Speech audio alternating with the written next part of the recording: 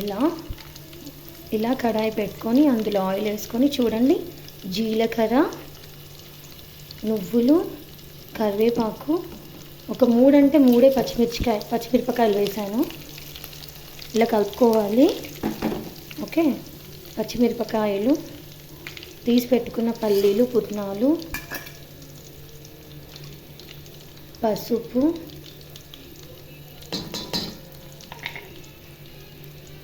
ఇవన్నీ గోలిన తర్వాత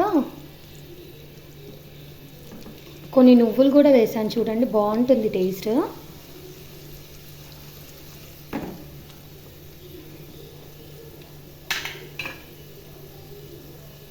ఇవన్నీ గోలిన తర్వాత చూడండి, ఇలా కలుపుకోవాలి. చూడండి, ఆయిల్ చూసారా? ఆయిల్ వేసి కొన్ని అటుకులు కూడా వేయించుతారు. అలా వేస్తే చాలా ఆయిల్ పడుతుంది. అలా ఒక వెరైటీగా టేస్ట్ ఉంటుంది. ఇప్పుడు ఇలా ఒకటి చూడండి, బాగా గోలిన తర్వాత మెత్తగా స్మాష్ చేసుకున్న, అంటే దంచి పెట్టుకున్న వెల్లుల్లిపాయలు వేయాలి.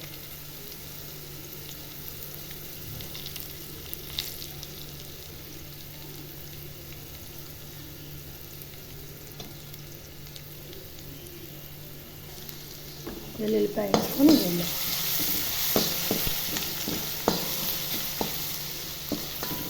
మంచిగా గోలనివ్వాలి.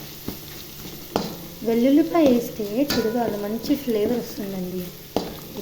కరివేపాకు, పుట్నాలు, నువ్వులు, జీలకర్ర, పల్లీలు వేసుకోవాలనుకుంటే ధనియాలు, ఎండు కొబ్బరి, సగ్గుబియ్యం కూడా కోలిచి వేసుకుంటారు. సగ్గుబియ్యము, కాజు తినేవాళ్ళు ఇష్టం ఎన్నైనా వేసుకోవచ్చు. కాకపోతే మా ఇంట్లో కొంచెం అటుకులు ఎక్కువగా, మిగతావన్నీ తక్కువగా ఉంటేనే ఇష్టపడతారు.